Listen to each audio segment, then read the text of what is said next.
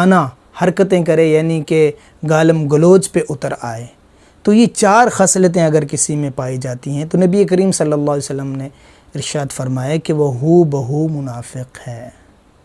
देखिए, अगर अमानतदार हो जाए तमाम का तमाम माशरा तो एक तवाज़ुन कायम हो जाएगा। ये माशरे का हिस्सा है अमानतदारी।